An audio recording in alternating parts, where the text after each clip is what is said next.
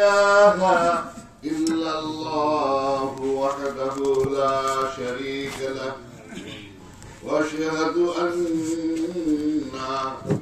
سيدنا وسندنا ومولانا ومرشدنا محمد صلى الله عليه وعلى آله وصحابه وبارك وسلم.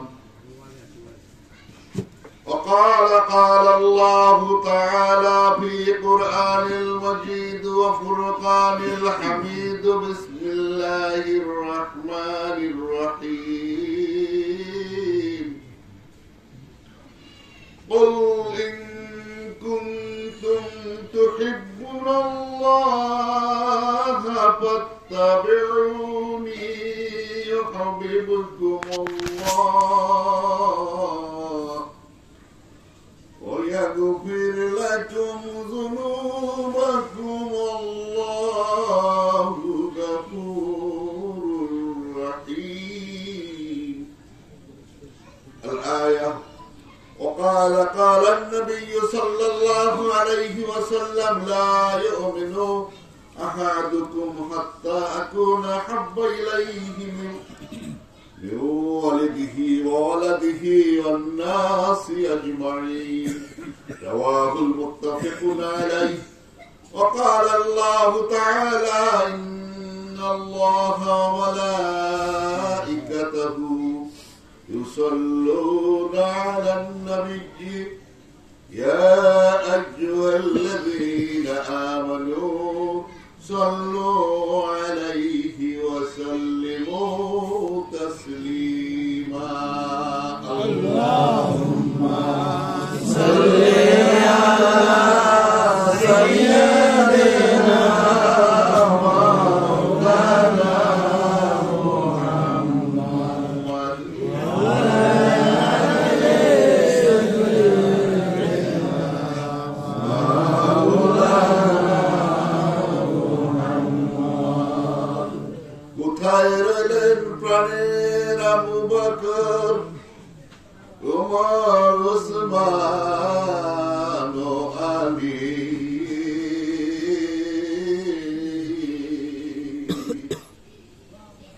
আজ তোদের বিহনে মদিনার ইসলাম মদিনাতে যাই চলি।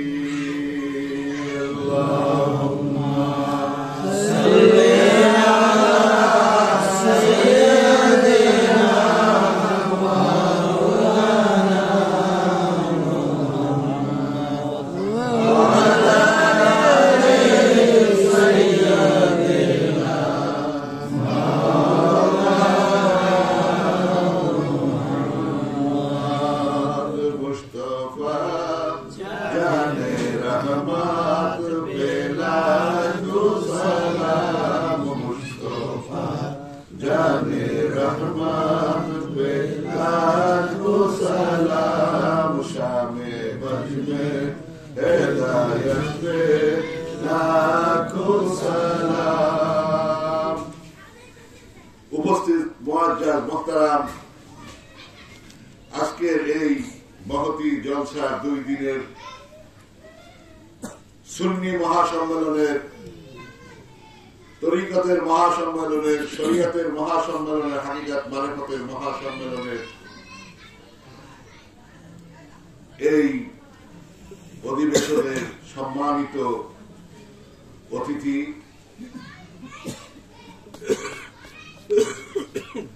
সারা ভারত বাংলাদেশের হাজার হাজার মানুষের নয়নমণি, শ্রদ্ধার পাত্র হযরত আলহাজ মাওলানা ফজলুর রহমান চিশতি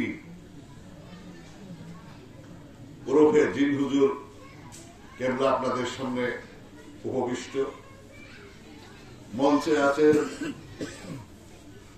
আত্মার মুক্তি দরবার শরীফের সম্মানিত ওলামা একরাম, খলিফা একরাম, দূর দূরান্ত হতে সারা বাংলাদেশের বিভিন্ন অঞ্চল থেকে আগত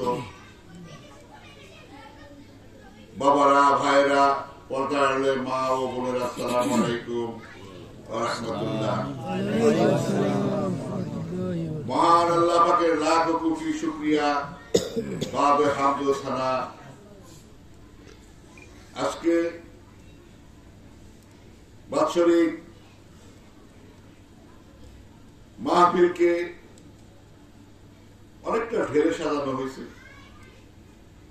আপনারা জানেন আমরা ভাড়া করা বয়াতি বা বক্তা দিয়ে কোনো ওয়াজ নসিহত করাই না। তাদের এই ভংসং জোকারি তামাশা দেখে ঈমান নষ্ট করা এটা হারাম। এটা সবচেয়ে বড় গুনার কাজ। মুসলমান এখন হাসতে হাসতে গুনাহ করতেছে, না বুঝে মুসলমানেরা ঈমান নষ্ট করতেছে। সেগুলো হলো আজকাল প্রচলিত যে সমস্ত ওয়াজ মাহফিল হচ্ছে। ওয়াজ মাহফিলের নামে মুসলমানদেরকে ধোঁকা দিয়ে ঈমান নষ্ট করা হচ্ছে। সেখানে ওয়াজের কথা বলে ডেকে নেওয়া হচ্ছে, মাইকিং করা হচ্ছে, ভাড়া করা বক্তাদেরকে আনা হচ্ছে। আর সেই সমস্ত অসভ্য বেহায়া নির্লজ্জেরা এমন সব কথাবার্তা সে মাহফিলে বলতেছে যেগুলো কোন ভদ্রলোক তার মুখ দিয়ে বের করা কোন মানুষ সমাজে, সর্ব সমাজে উচিত না। তারা যে সমস্ত কাজ করতেছে, বেহায়া বেহায়াপনা করতেছে, সেগুলো কোন নাচ গানের অনুষ্ঠানে করতে পারে না। ওই ভাড়া করা বয়াতিরা, নর্তকীরা গানের অনুষ্ঠানে, গানের জলসায় তারা যা করতেছে, আর এই আলেম সাহেবরা সেই সমস্ত কিছু নকল করতেছে। ভারতীয় সংস্কৃতিক আগ্রাসন করে আমাদের দেশটাকে এমনিতে শেষ করে দিচ্ছে। মুসলমানের ঈমানকে ধ্বংস করার জন্য আমরা জানি গত 200 বছরের ভিতরে তারা 5টা মুসলমানের দল বের করে দিছে। তারা প্রত্যেকটা দল স্ট্রং এবং কোটি কোটি রুপি তাদের পিছনে খরচ করা হচ্ছে। তারা টুপি আমাদের দিয়ে বড়টা পরে, লম্বাটা পরে। এটা হলো, টুপিটা হলো 5 কল্লি। কয় কল্লি? 5 কল্লি। মুসলমানের কল্লি কটা? 4টে। শরীয়ত, তরিকত, হাকিকাত, মারেফাত, 4 কল্লি। 4 কল্লাওয়ালা টুপি পড়তেন ওলিয়া উলিয়ারা। আর সম্রাট আকবর সেই ধর্মের বিরুদ্ধে বিদ্রোহ করে সে একটা নতুন ধর্ম তৈরি করলো। তার নাম দিল দ্বীনে এলাহি। কি নাম দিল? জোরে বলেন না একটু। ইতিহাস বলতেছি, মিথ্যা কথা বলতেছি না, ভূগোল বলতেছি না, কোরআন হাদিস বলতেছি না। আমি ইতিহাস বলতেছি। ইতিহাসের বই পড়েন, ছেলে মেয়েদেরকে পড়তে দিন, লেখাপড়া করে যারা তারা দেখেন, বই পড়েন। ইয়াং জেনারেশনকে অনুরোধ করবো, মুসলমানের ইতিহাস পড়েন। এই মাত্র 200 বছর আগের ঘটনা। ভারতের বর্তমান যুগের ইতিহাস পড়েন। তারা মুসলমানদেরকে ঈমান ধ্বংস করার জন্য কত রকমের কৌশল করছে। এই দেওবন্দ মাদ্রাসা তৈরি করছে, কলকাতা আলিয়া মাদ্রাসা তৈরি করছে, মাদ্রাসা তৈরি করছে। কিন্তু তার মাদ্রাসার যিনি প্রিন্সিপাল উনি হল খ্রিস্টান। মাদ্রাসার প্রিন্সিপাল কি? উনি হল আলেম। উনি সবচেয়ে বড় আলেম, ভারতবর্ষের মধ্যে বড় আলেম। ওই খ্রিস্টান বেটা কি টুপি দাড়ি লাগাইয়া, মুছ লাগাইয়া, পাগড়ি বাঁধে ক্লাসে যায়। ক্লাসে যায় হুজুর বানায়, পড়ায়। পড়ান শেষ হলে ভিতরে এসে ওগুলো খুইলা টুইলা আবার হাত প্যান্ট 3টা সিগারেট খায়, মদ খায়। কইলে হুজুর, ও বেটা হলো হুজুর। এরকম 1 জন না, 2 জন না, 3 জন না, কলকাতা আলিয়ার 8 জন প্রিন্সিপাল ছিল এরকম খ্রিস্টান। আর দেওবন্দ মাদ্রাসা, আমাদের দেশের সমস্ত আলেমরা উপরে পরে দেওবন্দের নাম শুনলে পাগল হয়ে যায়। কিন্তু দেওবন্দ শব্দের অর্থ কি এটাই জানে না। যদি জানতো তাহলে ওই নামটা অন্তত ঘুরে ফেলে দিত। কারণ নাম যদি অসুন্দর থাকে তাহলে কি করে? এফিডেভিট করে নাম চেঞ্জ করে না? গ্রামের নাম চেঞ্জ করে না? গ্রামের নাম অসুন্দর হইলে, ভুল হইলে। এই মানিকগঞ্জের মধ্যে একটা গ্রাম দেখছি, গ্রামের নাম হলো কুকুরতারা। কি নাম? এখন এলাকার চেয়ারম্যান আইছে, লোকজন গায়ে কুকুরতারা যায়, কুকুরতারা ঠাট্টা করতেছে, সাজানি করবে লাগছে, চেয়ারম্যান লজ্জা হয়ে গেছে। অনেক সম্মানী লোকজনের সামনে বন্ধু বান্ধবরা তাকে টিটকারি করতেছে।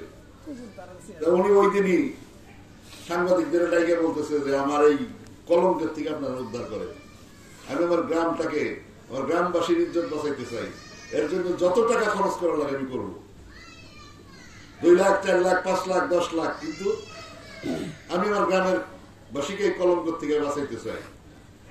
তখন ওনারা কি করবো, সিদ্ধান্ত নিল গ্রামের নাম রাখলো হলো গোলাপনগর। কি রাখলো?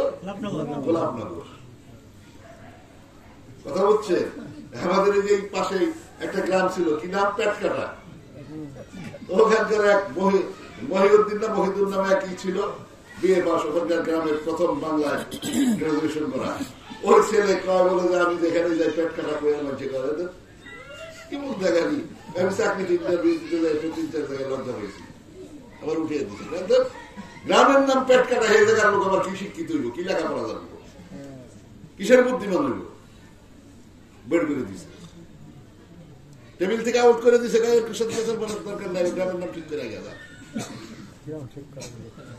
তো বেটা বাইরে এসে সেরে রিক্সা চালাইছে, ওর সাইকেলের সামনে ওর নাম, ওর ডিগ্রি গ্রাজুয়েশন সব কোথায় কি করছে সব লেখা থাকতো। তো ও একদিন হঠাৎ করে এরকম করে এই করে ওর গ্রামের নাম করছে কি ইসলামনগর।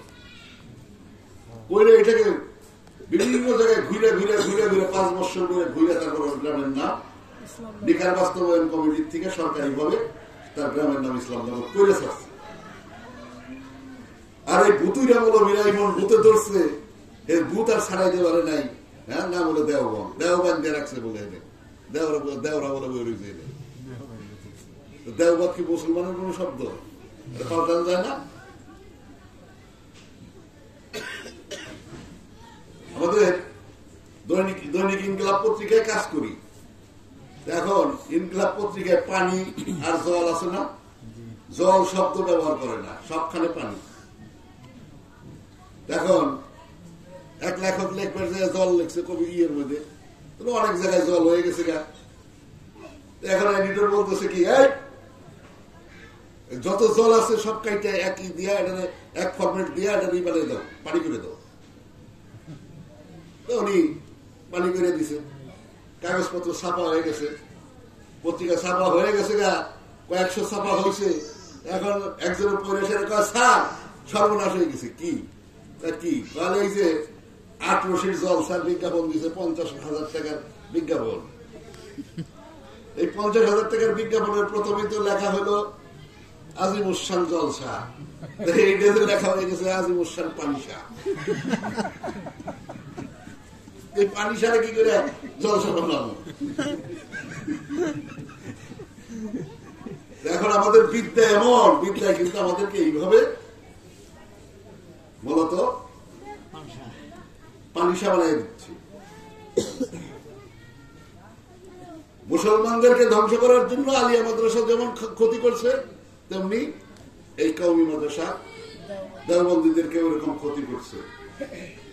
দেওবন্দীদের যিনি প্রধান, তিনি আবুল কাসেম নানতবী রহমাতুল্লাহ আলাইহ। শুনে রাখেন ইতিহাস, আবুল কাসেম নানতবী রহমাতুল্লাহ আলাইহ উনি নিজে পীর ছিলেন। উনি হাজী আমদাদুল্লাহ মুহাজির মক্কি রহমাতুল্লাহ আলাইহের খলিফা ছিলেন। অথচ মুনাফিক মুসলমানেরা ওই লোক দুইটার নাম ব্যবহার করে এখন বলে পীর লাগে না, কোরআনে কিতাবে বলে কোথাও পীর পায় না, রাখছে বলে নাউজুবিল্লাহ। উনি নিজেই শায়েখের ভক্ত ছিলেন, ওনার কাছে শায়েখ নাই, মুর্শিদ নাই। আর এই দেওবন্দে মাদ্রাসা করতে হবে, এটা কোন মুসলমানের স্বপ্নে দেখে নাই, স্বপ্নে দেখছে হিন্দু। কেনা দেখছে? হিন্দু বেটা কি নেককার পরহেজগার লোক, এত ইবাদত করছে, এত বন্দেগী করছে যে তাদের স্বয়ং রাসূলুল্লাহ এসে পাও দিয়ে দাগাইয়া দেখাই দিছে যে এই জায়গায় মাদ্রাসা হবে, তোমার যত টাকা পয়সা আছে সোনা দানা দিয়ে কালকে এনে ঘর করে দাও। আল্লাহ নবী কোন মুসলমানের বাড়ি চিনে নাই, আল্লাহ কোন মুসলমানের বাড়ি চিনে না, ওই দেশে কোন ইমানদার নাই। যারা ঘর বানাইব রাসূলের ঘর বানানোর উপযুক্ত কোন মুসলমান ছিল না 20 কোটি মুসলমানের মধ্যে। উনি হিন্দুদের স্বপ্ন দেখাইল, হিন্দু বেটা দিন করে কাঠ আর বাঁশ পাঠাই দিয়ে মুসলমানের মাদ্রাসা করে দিছে।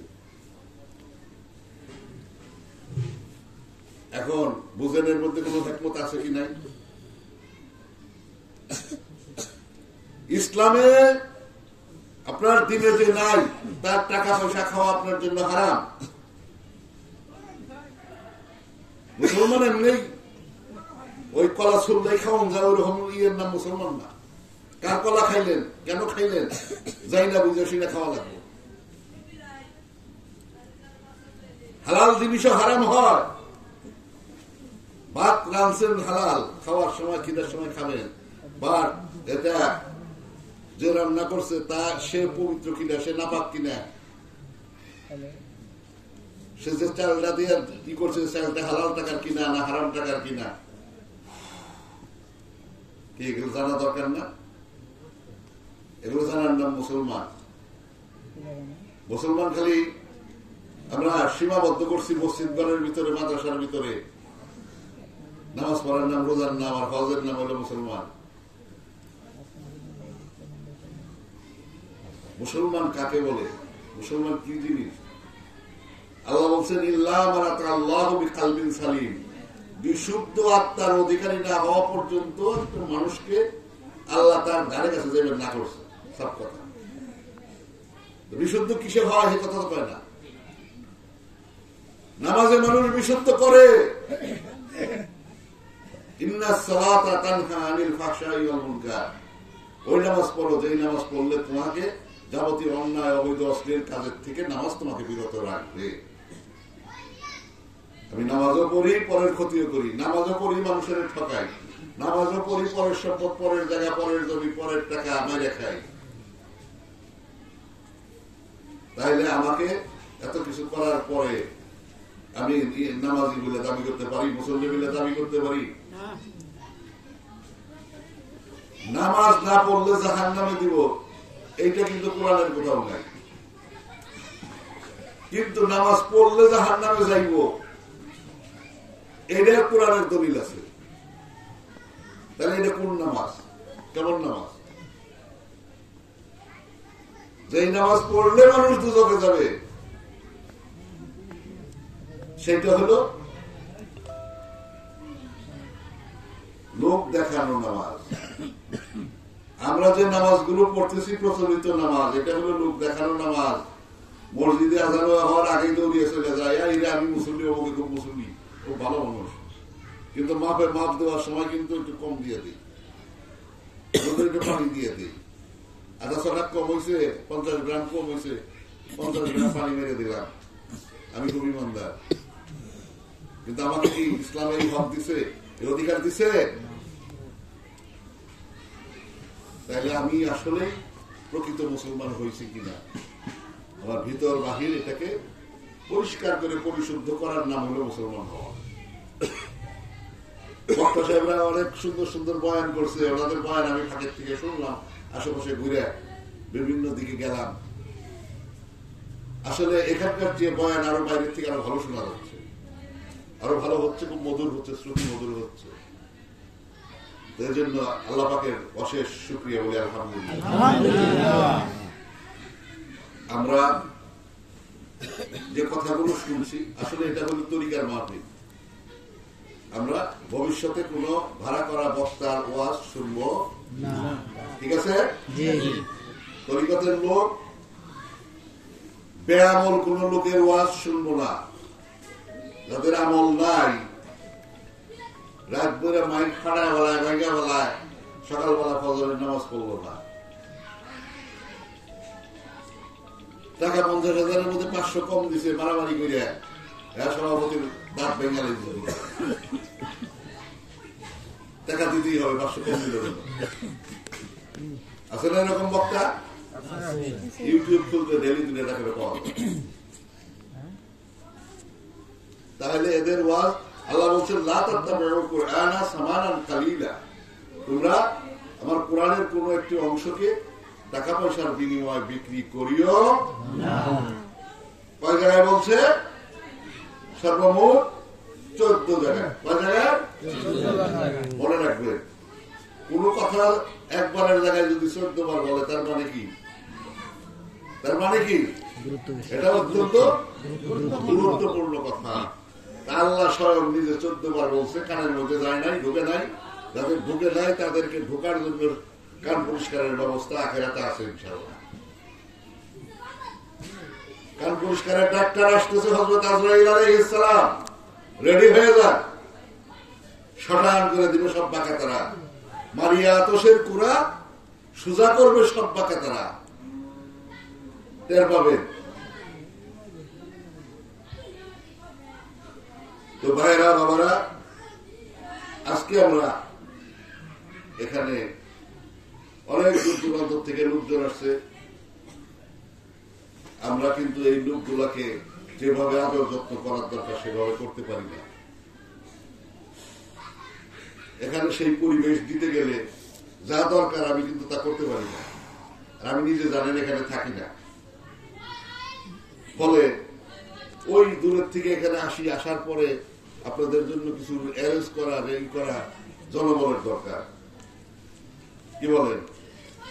আমি সবকিছু করতে পারি, টাকা আছে, পয়সা আছে, পকেটে টাকা আছে, কিন্তু আমি টাকা হইলেই যে সবকিছু পাবো তা পাই না, সমস্যা হয়। এই জন্য আপনাদের যে পেশাব পায়খানা ইয়ের জন্য খুব একটা কষ্ট হয়েছে। চাইছি এই বছর আগেই ঠিক করবো, পারিনি। তারপর আপনাদের এই ঘরটা গত ইয়েতে বছরে করছি, আগামী এই বছরে চাইছিলাম যে আমি ওই পাশের ঘরটা করতে পারলে তাহলে অন্তত মধ্যে দিয়ে আরামে আপনারা কথাবার্তা শুনতে পারতেন, ই করতে পারতেন, থাকতে ঘুমাইতে পারতেন। তো এই জন্য আমি নিয়ত করছি আগামী বছর। আর এখন এই যে কাজের সিজন, লোকজন অনেক লোক আসতে পারে নাই। আমি নিজে গিয়ে দেখছি, গ্রামে গিয়ে দেখছি মানুষজন এই যে আমার সন্ধ্যার পরে কয়েকজন হয়েছে আমার বাবারা ইয়ে কি কয় বড়টিয়ার যে কেজন আইলো আলম বাজার আছে না, ওই যেমন আলম বাজার, আলিম বাজার, হ্যাঁ আমার ওই লুৎফর বাজার, এরা আসছে রাত 9টার পরে খেতের থেকে চকের থেকে, তারপরে আইসে মাহফিলে। কথা বুঝছেন? পীর মুর্শিদের প্রেমে ঘরে থাকতে পারে নাই, চলে আইছে, কিন্তু জানের কিছু নাই। সারা রাত খাটার পর, সারাদিন খাটার পরে ওই অবস্থায় চলে আইছে। এই যে আমার আমিন শিকদার ভাই পিছনে বসা, বিকালবেলা যায় ওই ধানের চারা পানি দিছে, পানি দিয়ে ওইখান থেকে তারপরে দোকানে আসছে, দোকানের সমস্ত কাজ রেডি করে দিয়ে মাহফিল আইছে। খালি গায়ে আসছে কষ্ট করে, কিন্তু তার ভিতরে তো আল্লাহ শান্তি দিক, দোয়া করি, দোয়া করেন সবাই। এরকম এই যেমন আতর বাজার সেই বগুড়ার থেকে কষ্ট করে আসছে, অনেক দূরের রাস্তা, ডাক্তার মানুষ, কিন্তু আসছে যে অন্তত এখানে আসলে একটু শান্তি পাবো, মনে তৃপ্তি পাবো। এবার সুরাব বাজার দেখেন বয়স 100-র কাছাকাছি চলে গেছে। এই লোক কত দুনিয়া হাইটটা তারপরে গতকাল দিন সন্ধ্যায় এসে হাজির হয়েছে। এই সিংহের এই দিক দিয়ে ভিতর দিয়ে কোথায় কোথায় ঘুরছে, অনেক জায়গায় কোথাও কোন গাড়ির রাস্তা নেই। এই বয়সে হাইটে তারপরে দেখি যে কাঁপতে কাঁপতে কাঁপতে কাঁপতে চলে এসে সন্ধ্যার সময়। তাহলে এই লোকগুলো আল্লাহ এই যে আসতেছে, আল্লাহ তুমি তাদেরকে কবুল ও মঞ্জুর করে নিও। আমি এজন্য আগামী বছর বাৎসরিক মাহফিল 1 মাস পিছিয়ে করলাম। কার্তিক মাসের প্রথম দিন, একদিন। কয়দিন? একদিন। কয় তারিখ? প্রথম দিন, কার্তিক মাসের প্রথম দিন, পয়লা কার্তিক। ঠিক আছে? আচ্ছা। আর ফাল্গুন মাসের শেষ দিন, ফাল্গুন মাসের শেষ দিন। এই বাৎসরিক মাহফিল 2টা করি, কিন্তু একদিন করে। ঠিক আছে? তাহলে কার্তিকের প্রথম দিন আর ফাল্গুনের হলো শেষ দিন। মনে রাখবো, কারণ এটা তো 25 বছর মুখস্থ হয়ে গেছে অগ্রহায়ণ মাসের প্রথম 3 দিন। কিন্তু এই 3 দিন করে দেখলাম, 2 দিন করে দেখলাম, 4 দিনও করে দেখছি, 1 দিনও করে দেখছি। আপনাদের সুবিধার জন্য আমি সবকিছু করতে পারি। আমার এখানে ওই ভাড়া করে গ্রামের থেকে, এলাকার থেকে গরু মহিষ খাওয়াইলেও দেখছি লোকজন দেখে না, খাওয়াইলে কি লাভ হয়? মাঠ বরান যায়, মাঠের লোকের অভাব হবো না, কিন্তু তাদের দিয়ে তো ধর্মের কোন উপকার আসে না, আসে। আমার দরকার হলো কিছু জ্ঞানী গুণী বুদ্ধিজীবী লোক, কিছু ভাবুক লোক, সাধক লোক তৈরি করা। আর তারা খাওয়া পড়ার জন্য লোভে আসে না, তারা একটু কষ্ট করে শরীর হয়, সাথে থাকে। তো কাজে আপনাদের কষ্ট সৃষ্ট যা দিছি এটা দয়া করে আমাকে মাফ করে দিবেন, মনে কষ্ট রাখবেন না। আগামীতে এই কষ্ট যাতে না হয় আমি তার জন্য ব্যবস্থা করতেছি। 1 কার্তিক ইনশাল্লাহ বাৎসরিক মাহফিল হবে, আর ফাল্গুনের শেষ দিন হবে। একদিন বেলা 3টার থেকে 3টার মধ্যে হাজির থাকবেন। পরের দিন সকালবেলা 9টার মধ্যে বিদায় দিয়ে দেব। ঠিক আছে? আসবেন বেলা 3টার থেকে রাত 8টার আগ পর্যন্ত দুপুরের খাবার পাবেন। 8টার পরে খাওয়া বন্ধ, হোটেল বন্ধ। 11টার পরে খাবার পাবেন, তাবারক পাবেন। ঠিক আছে? সবার জন্য, যে যত লোক আসে, গ্রামের লোক আসে, পাশের লোক, বাইরের লোক, সমস্যা খাবে। আর শেষ রাত্রে সাজারা শরীফ হবে, ফজরের নামাজের পর সাজারা শরীফ হবে।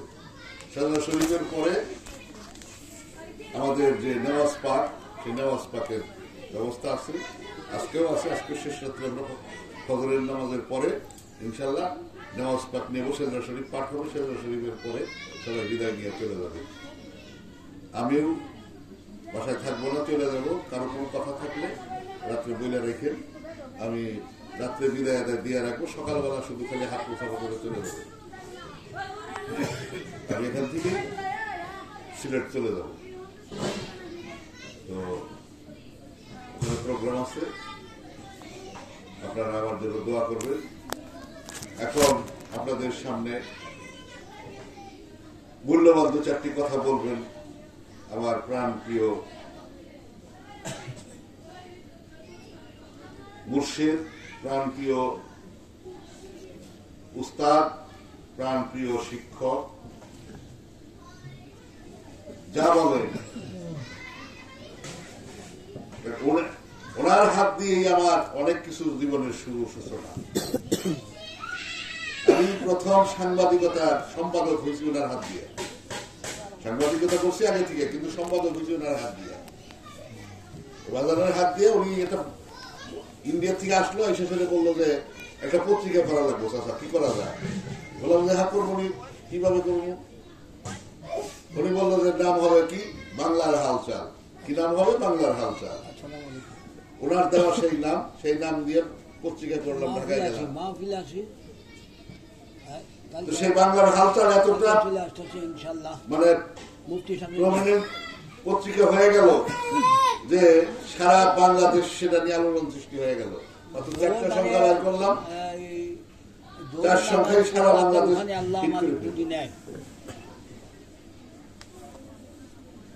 তো ইনশাআল্লাহ সেই পত্রিকার নাম একটা গ্রামের নাম, এলাকার নাম হয়ে গেছে। ওই পত্রিকা যেখানে ছিল ওই গ্রামের নামই বাংলার হালচাল হয়ে গেছে।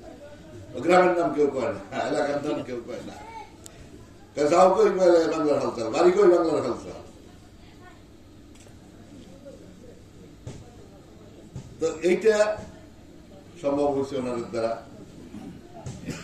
উনি জিন হুজুর নামে পরিচিত, সারা বাংলাদেশ ভারতেই করে। ওনার বাহিরে বহু প্রচুরই আছে, তবে উনি কোনো বায়াত মুরিদ করেন না। বায়াত মুরিদ করেন না উনি। ওনার হলো রুগী ভক্ত বেশি, সব যদি উনি আওলাদে রাসূল ওলি আল্লাহদের বংশধর হযরত ইখলাসউদ্দিন কুতুবুল্লাহ রহমাতুল্লাহ আলাইহি গাবরা ইমাম বাড়ির যিনি সবচেয়ে প্রবীণ জৈনপুরী হযরত ছিলেন, শায়েখ ছিলেন, তারই সাহেবজাদা পীরজাদা হযরত ইউনূস সাহেবের ছেলে উনি, অর্থাৎ তার নাতি, ইখলাস সাহেবের নাতি। তো উনি আপনাদের মাঝে আছেন, উনি ইনশাআল্লাহ দু চারটা কথা বলবেন, আপনারা ধৈর্য সহকারে শুনেন। এরপর আমরা ইনশাআল্লাহ আজকের মাহফিলের সমাপ্তি টানব।